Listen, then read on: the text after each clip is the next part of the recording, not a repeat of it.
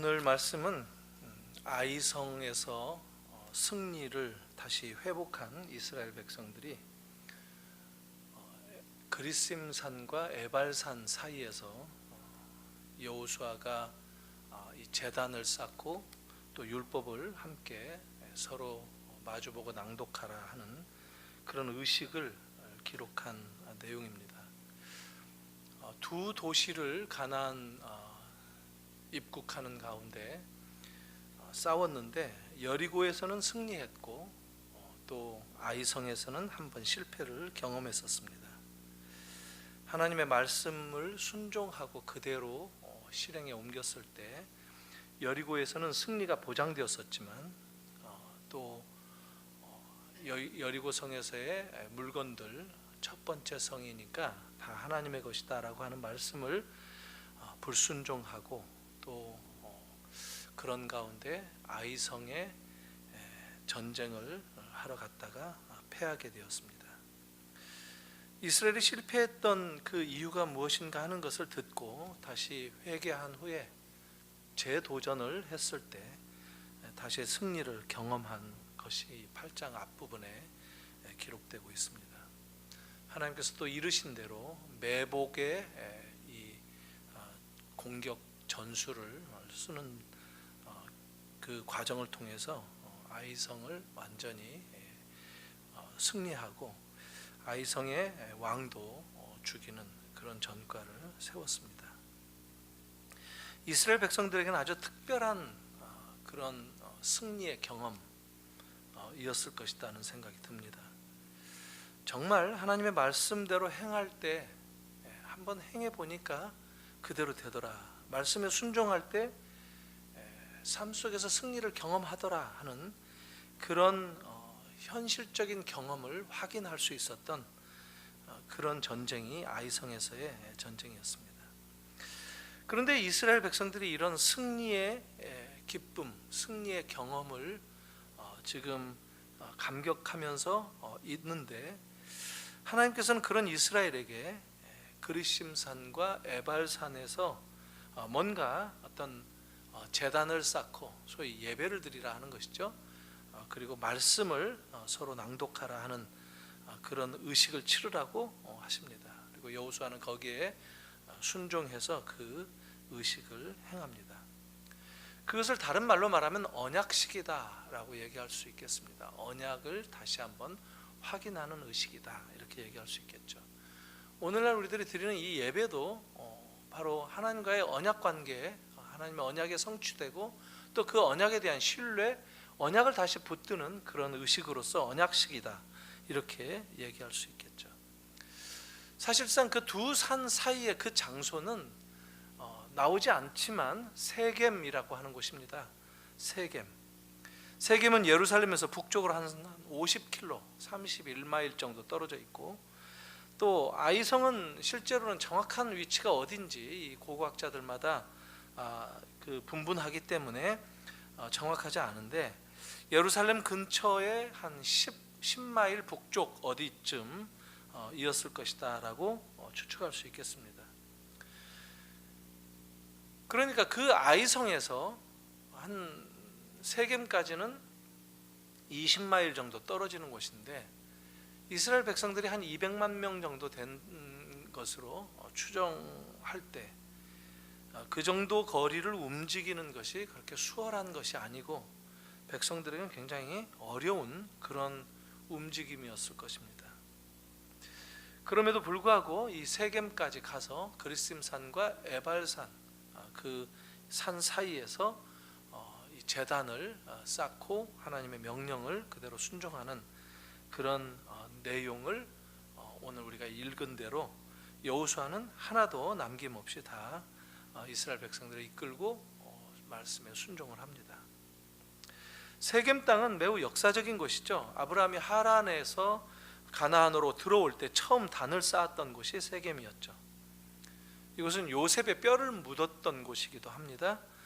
그리고 오늘날도 이 세겜 그 지역에 가면 요셉의 무덤 이런 표시가 있는 무덤을 발견할 수 있다고 합니다. 그리고 이 세겜은 가장 오래된 우물이 있는 곳입니다. 실제로 오늘날도 이 우물이 남아 있는데 세계에서 가장 오래된 우물이다 이렇게 얘기하고 있죠. 야곱의 우물이 바로 이 세겜에 있었습니다. 요한복음 4장에 보면 예수님께서 사마리아 여인을 만나서 한참 이야기를 나눌 때 그리심산의 성전에서 자기네들은 예배를 드린다. 사마리아 사람들이 예배하는 곳으로 알려진 그 지역이 바로 세겜에 있었습니다. 그러니까 사마리아 사람들은 예루살렘까지 가지도 못하고 유대인들이 오지도 못하게 했기 때문에 그리심산에다가 성전을 지어놓고 예배를 드렸던, 지금 이 여호수아 시기와는 한참 뒤떨어진 나중의 이야기인데 그 장소가 바로 그리심산이라고 할 수 있겠습니다. 그런데 지금 이스라엘이 여호수아서 8장에서는 이제 승전보를 올리고 가나안을 향해서 승리를 계속 이렇게 얻어야 할 그 시점인데 하나님은 그들에게 전쟁 대신, 가나안 정복 대신 다른 일을 시키셨다 하는 겁니다. 그게 제단을 쌓으라 하신 것이죠. 다른 말로 말하면 전쟁 대신 예배를 하라 하는 겁니다. 좀 성경 이렇게 흐름을 쭉 가다 보면 엉뚱한 게 한 번씩 있습니다. 우리들이 그런 것들을 이렇게 쫓아가야 되고 우리의 신앙적인 논리가 거기에 대해서 유연해져야 됩니다. 근데 우리들은 상식대로 이렇게 그 신앙생활을 할 때 보면 말씀을 이렇게 쫓아가는 게 용이하지 않을 때가 많이 있는 것을 경험합니다. 왜냐하면 지금 이런 상황인데 어떻게 터무니없이 그런 쪽을 생각할 수 있겠는가? 우리들의 의식은 그렇게 가는데 하나님은 지금 전쟁에서 이기는 것, 그것이 전부가 아니다. 지금 가나안 정복보다도 더 중요한 것이 있다. 오히려 가나안 정복을 위해서는 이게 핵심적인 것이다 라고 하면서 제단을 먼저 쌓으라, 언약식을 행하라 이렇게 말씀을 하신 겁니다. 예배하라 하는 겁니다. 예배가 아주 중요하죠. 다시 하나님과 우리 사이의 관계를 확인하고 내가 누구인지, 하나님 앞에 내가 어떤 부르심 가운데 있는지를 확인하고 다시 앞을 향해서 발걸음을 떼어라 이런 겁니다. 다른 말로 말하면 우리들의 이 행복, 우리들의 삶의 발걸음, 이것이 하나님의 말씀 안에 서겠다라고 하는 그 다짐, 이게 예배로 나타난다는 것이죠. 구약에서는 지금 제단을 쌓으라라고 하는 건데 이건 예배라고 할 수 있습니다. 오늘날 예배는 바로 그런 구약적 제단이고 또 다른 말로 말하면 언약 의식을 다시 확인하는 것이다. 언약 체결식이다. 이렇게도 말할 수 있겠습니다.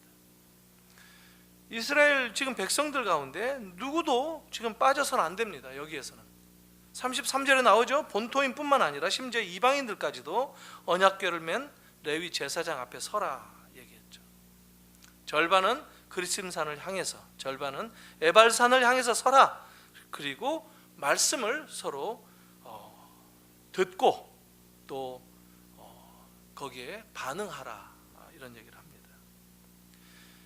이런 그 형태로서 양산에, 그리심산과 에발산에서 서로 서서 함께 말씀을 읽고 또 아멘으로 답한, 이것은 모세가 이스라엘을 축복할 때 이미 신명기 27장에서 명령했던 그런 모습, 그런 내용이기도 합니다. 오늘 35절 말씀 보면 놀랍게도 당시 사람들의 그 어떤 인구 조사에 포함되지도 않던 여인들이라든가 어린 아이들, 그들 중에 또 동거하는 객, 이방인들까지도 세겜에 다 와서 예배했다라고 얘기합니다. 우리들이 바로 이런 데서 말씀의 어떤 요지를, 메시지를 찾아야 되는 것이죠. 이런 말씀들을 행하고 순종할 때 전부가 다 같이 함께 참여하고 같이 반응했다라는 것을 성경은 강조하고 있어요. 제단을 쌓을 때, 예배를 드릴 때, 언약을 체결할 때 모든 사람들이 한 사람도 빠지지 않고 행했다라고 하는 겁니다. 그 장소가 세겜이었다라는 겁니다. 이스라엘 중에 루벤 지파, 갓 지파, 그리고 므낫세 반 지파는 요단 동편 그쪽에서 이미 건너오기 전에 땅을 분배를 받았죠. 땅을 차지하는 관점에서는 강을 건널 필요도 없죠. 그러나 그들도 같이 동참해서 요단강을 건너와서 함께 싸우고 함께 가나안 정복에 참여하는데, 지금 그들이 역시 세겜에서 이 언약 체결하는 제단을 쌓는 일에도 참여하고 있다 하는 겁니다. 이게 뭘 의미하죠?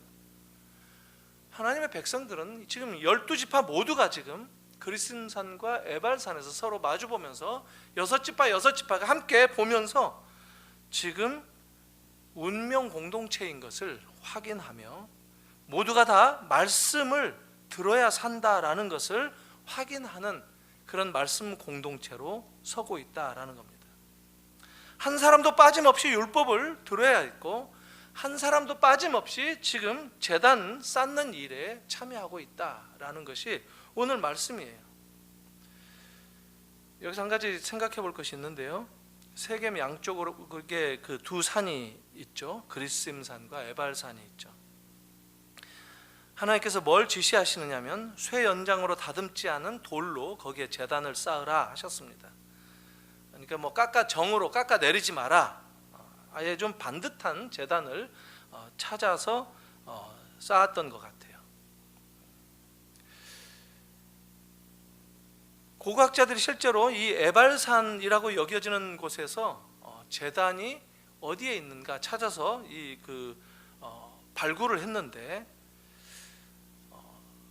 상당히 정교하게 반듯하게 다듬어진 것 같다라고 얘기를 합니다. 그러니까 그냥 거친 돌을 아무렇게나 쌓으라 하는 것이 아니라 깔끔하게 다듬어진 매끄러운 돌들을 골라서 제단을 쌓으라 한 것이었을 거라고 해석을 덧붙입니다. 사실 처음부터 돌을 다듬어서 제단을 쌓으라 하면 쉽죠. 근데 다듬을 필요가 없는 돌들을 찾아다가 쌓는다는 거 굉장히 어려운 일입니다. 이게 무슨 얘기냐면 사람의 손을 댈 필요가 없는 완전한 희생 제물을 드릴 수 있는 그런 형태로 준비하라 하는 것입니다. 다른 말로 말하면 완전한 하나님의 희생 제물로 드려지는 그런 언약 의식을 체결하라 하는 겁니다. 이게 예배가 가지는 의미입니다. 불순물이 섞이지 말라는 거예요. 예배 가운데 집중하라는 거예요. 하나님께 온전하게 드려지는 것에 집중하라는 거예요. 그럴 때 하나님이 임재하고 예배를 통해서 하나님이 주시는 은혜를 경험한다 하는 겁니다. 거기 제단에 모세 율법을 새겼다고 합니다. 무엇보다도 그 제단을 쌓는 데 있어서 지금 언약식을 행하는 데 있어서 중요한 것이 하나님의 말씀인 것이죠. 그 제단의 말씀을 새긴 겁니다. 그리고 그 말씀을 낭독하고 서로 듣도록 큰 소리로 읽었다라고 얘기합니다. 그리심산은 조금 작은 편이고 에발산은 조금 높은 편이라고 합니다. 그래서 그리심산은 좀 이렇게 초록빛, 이 녹색 이게 좀 보이는데 에발산은 좀 황량한 채 아주 높은 산이다라고 얘기합니다. 그래서 에발산을 저주의 산이다라고 얘기를 합니다.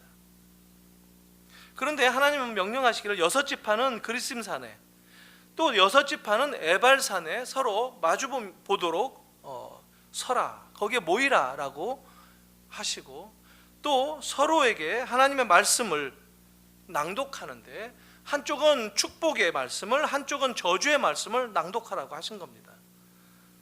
한번 우리가 좀 상상을 해보면요, 그 많은 백성들이 다 모여가지고 성경을 읽는 소리가 있을 텐데 이 하나님의 말씀을 큰 소리로 외칠 터인데 그 광경을 짐작해 보십시오. 아주 이 볼륨이 어마어마했을 겁니다. 100만 명씩 서로 마주보면서 얘기를 했겠죠. 양쪽 산에서 이렇게 높지는 않아도 그래도 계곡도 있고 하니까 메아리를 치고 하니까 좀 이렇게 어쿠스틱 효과도 좀 났겠죠. 성경을 함께 낭독하는 것, 그런 장면인데, 아마 오늘날 이 예배 순서 가운데 그런 게 있죠. 교동문이 있죠. 그런 것을 낭독하듯이, 교독하듯이 읽었을 것입니다. 한쪽에서 축복을 선언하면 다른 한쪽에서 또 저주도 선포한다는 거예요. 신명기 28장에 나오죠. 축복과 저주의 말씀이 나란히 나온다고 하죠.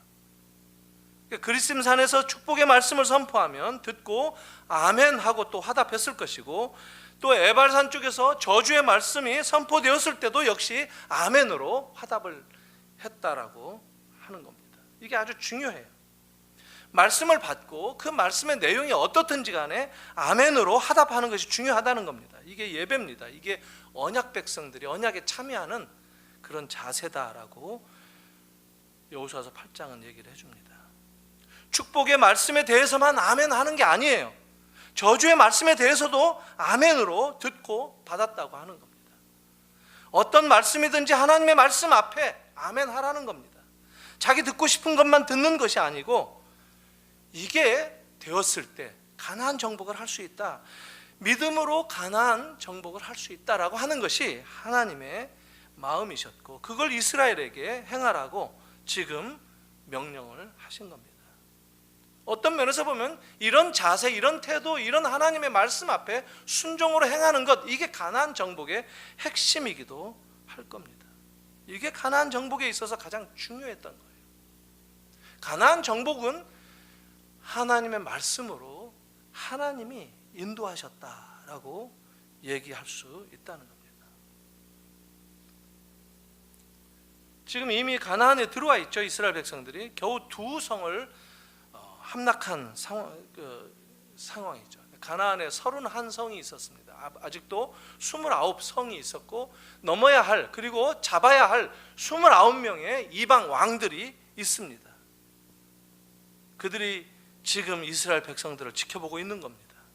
이스라엘이 2성을 공략하고 그 기세로 자기들을 치러 올까 하고 지금 생각하고 있는데, 지금 세겜에서 언약식을 하고 있다라는 겁니다.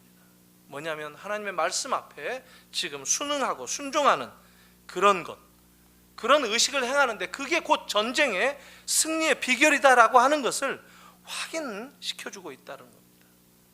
이게 되지 않을 때 실패한다는 것. 어쩌면 우리 인생도 이와 마찬가지입니다. 하나님의 말씀에 곧이곧대로 순종하고 그럴 때 우리의 삶 속에서 승리의 비결로 작동된다라는 겁니다. 근데 하나님의 말씀은 뒷전이고 대충이고 심지어는 조롱거리로 생각하고 넘어가면 율법이 선언하는 대로 저주가 임한다라는 겁니다. 언약식을 체결하면서 완벽한 희생 제물을 상징하는 이 다듬지 않는 돌, 이 돌로 제단을 쌓는 것, 그리고 말씀을 선포하는 것, 이것이 무엇을 의미하느냐면 오늘 우리들이 드리는 예배를 상징한다는 거예요. 예배가 우리의 삶의 중심이다라는 거예요. 우리 삶 가운데 예배가 1순위라는 거예요. 무슨 일이 있어도 예배는 타협하지 말라는 겁니다. 돌을 쌓았다라고 하는 것 자체가 예배입니다. 길갈에서 이미 할례를 받았고 유월절을 지켰다라고 하는 말씀이 있죠. 그것도 예배입니다. 이스라엘 백성들은 끊임없이 예배를 통해서 그들이 하나님 앞에 헌신해야 했고, 하나님의 인도하심을 받아야 했고, 예배를 통해서 하나님의 그들을 베풀어 주시는 은혜를 깊이 경험하면서 나아가야 했습니다. 1차 아이성 공격에서 패한 다음에 아간을 처단하고 돌무더기로 이 아굴 골짜기에 쌓았다 하는 것 있죠. 그것도 예배입니다. 하나님의 말씀을 듣고 그 말씀대로 실행에 옮기고 약속하고 다시 준비하는, 삶을 준비하는 그 간격마다 예배가 있다라는 겁니다. 그리고 지금도 아이성 2차 공격을 승리로 마치고 에발산과 그리심산 그 사이 세겜에서 언약식을 행하는데 이것도 예배입니다. 우리가 이것을 알아야 합니다. 이스라엘의 역사에 있어서 성공과 실패를 가르는 것, 그게 무엇이냐라고 하면 예배에 있다라는 겁니다. 이기고 지는 것이 중요한 것이 아니라 예배가 중요하다라는 겁니다. 우리의 삶 속에 하나님의 그 신비로운 어떤 임재 의식이 예배를 통해서 확인되어지고, 예배를 통해서 우리가 그 하나님의 임재 속으로 나아가는 것, 그 속에서 하나님의 거룩한 옷을 입는 것, 이게 성패를 가르는 여부다 하는 겁니다. 예배를 회복하면 모든 게 회복된다는 말 얼마나 자주 듣습니까? 두 나무꾼 이야기가 있는데, 누가 나무를 잘 패는지 내기를 했다고 합니다. 한 사람은 쉬지 않고 도끼질을 열심히 합니다. 근데 또 한 사람은 도끼질을 하면서 쉽니다. 빨리 패야 되는데 급한데 사이사이에 쉽니다. 근데 쉬는 동안 뭐 하느냐면 도끼 날을 갈았다고 합니다. 다른 쪽은 쉬지도 않고 나무를 베는데, 다 끝나고 세어보니까 쉬면서 도끼 날을 갈고 또 나무를 팬 사람이 훨씬 많이 폈다고 합니다. 그러니까 예배가 도끼 날을 가는 시간이다라고 비유할 수 있겠죠.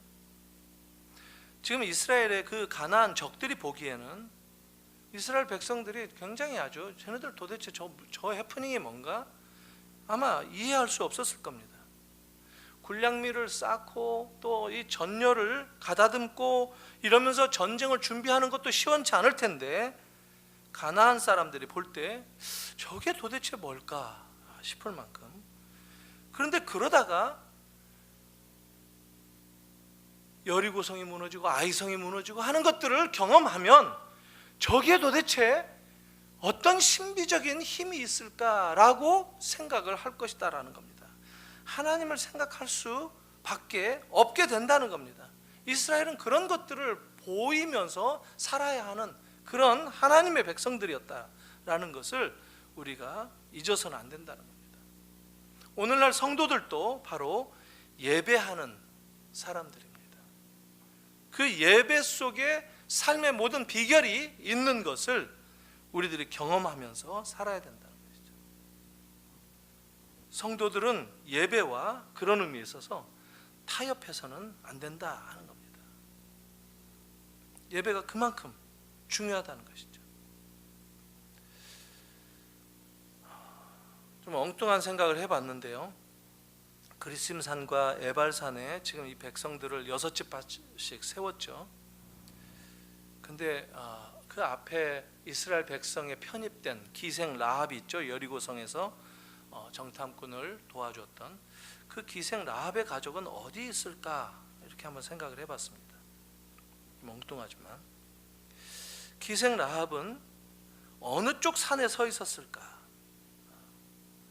그리심산, 축복을 선언하는 그리심산인가, 또 저주를 선포하는 에발산 쪽인가? 여리고성에서 붉은 줄을 달아매고 구원을 받았던, 그래서 지금 여기에 참여할 텐데, 지금 여기 보면 이방인들 또 와 있다고 하지 않습니까? 누구나 지금 다 와서 이 제단에, 지금 제단을 쌓는 이 언약식에 참여하고 있다라고 합니다. 그리심산은 축복의 산이고 에발산은 저주의 산인데, 당연히 그리심산이 축복의 산에 좀 있지 않았을까, 이런 생각들을 쉽게 합니다. 그러나 이 여호수아는 에발산 쪽에 제단을 만들었다고 했습니다. 아마 이방인 라합은 자연스럽게 에발산 쪽으로 가지 않았을까 추측할 수가 있겠습니다. 아마 라합은 여리고성이 점령될 때 은혜를 입었죠. 자기는 완벽한 이스라엘 백성들에게 속한 그런 사람도 아닙니다. 그런 의미에 있어서 에발산에 지금 서 있지 않았을까 싶습니다. 하나님 앞에 서기에 너무 부족하다고 생각했기 때문에, 하나님께 더 큰 은혜를 사모해야 되는 입장에서 에발산에 서지 않았을까, 그런 생각이 듭니다. 그런 것들이 라합을 회복시킬 수 있는 그런 조건이 되지 않았겠는가. 물론 하나님의 은혜는 조건도 없습니다. 그러니 이미 그 앞에 라합은 포함되지 않았습니까? 라합이 누구냐면 보아스의 어머니입니다. 보아스의 어머니. 유다지파 사람과 결혼해서 아이를 낳았는데 그 아들이 보아스입니다. 보아스는 나중에 누구를 낳습니까? 오벳을 낳고 이새를 낳고 다윗으로 연결되어지는 이 다윗의 증조 할머니가 라합입니다. 고조 할머니쯤 되죠. 증조가 아니라.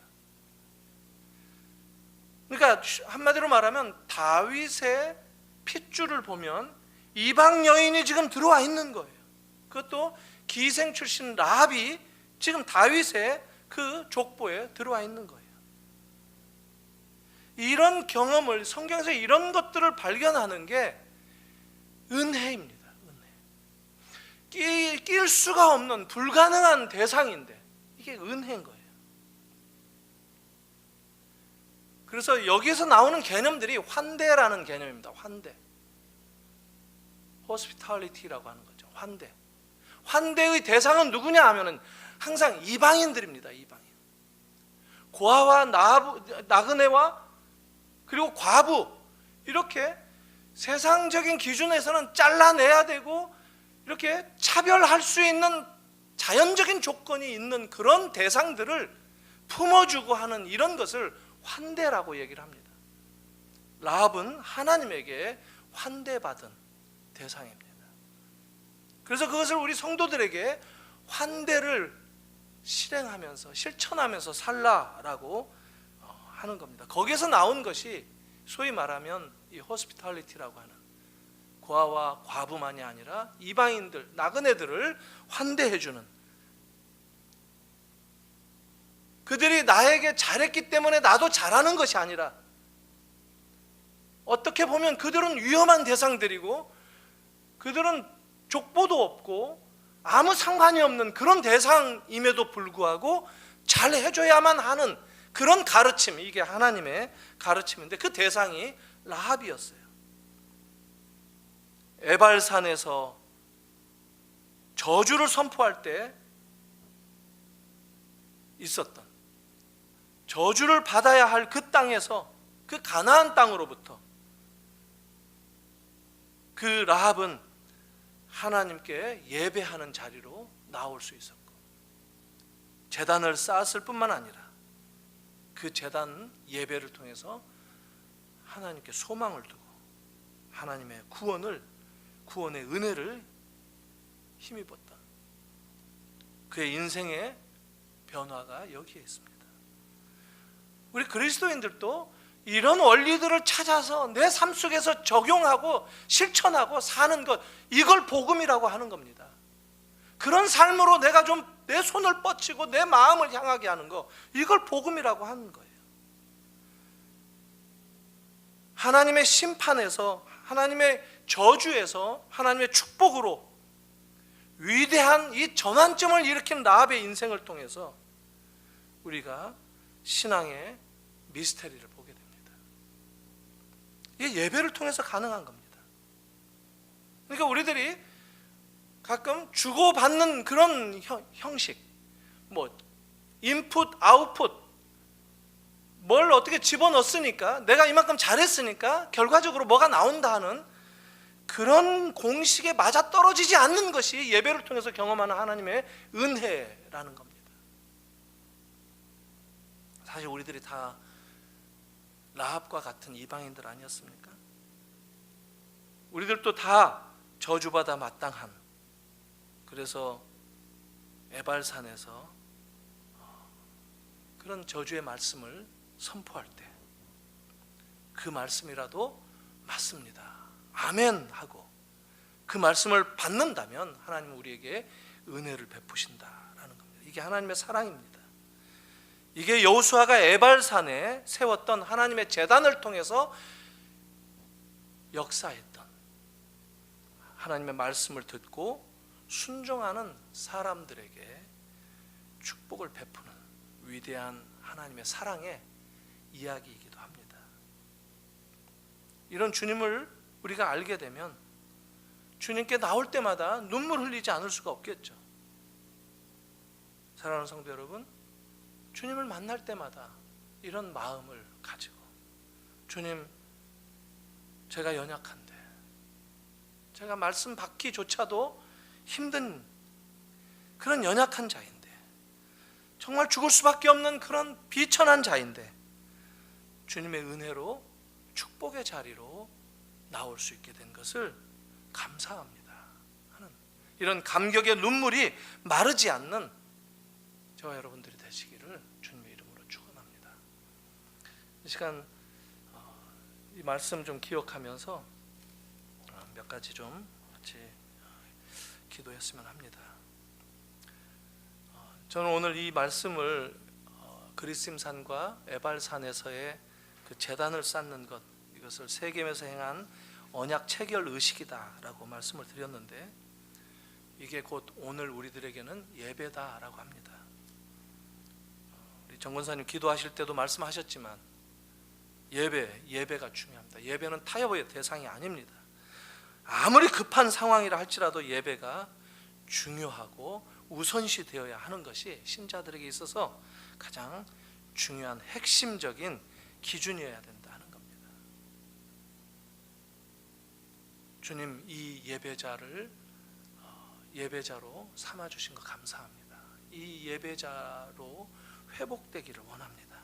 주님 앞에 예배하는 자가 되기를 원합니다. 예배가 제 인생의 제 일의 법칙이라고 고백하면서 살기를 원합니다. 어떤 상황이든지 어떤 일 가운데 놓여 있든지 예배가 최우선이 되는 삶을 살기를 원합니다. 주님 불쌍히 여겨주시고 은혜를 부어주시기를 원합니다. 우리 교회가 예배를 중시하는 교회, 예배를 사랑하는 교회, 예배를 통해서 주님을 만나고 예배를 통해서 주님의 말씀을 듣고 예배를 통해서 주님께 순종하는 것을 경험하고 예배를 통해서 주님의 그 신비로운 하나님 나라의 삶의 방식을 경험하는 그런 제가 되게 해 주시옵소서. 이 시간 예배를 회복하는 그런 기도를 같이 잠깐 드렸으면 좋겠습니다. 함께 기도하겠습니다.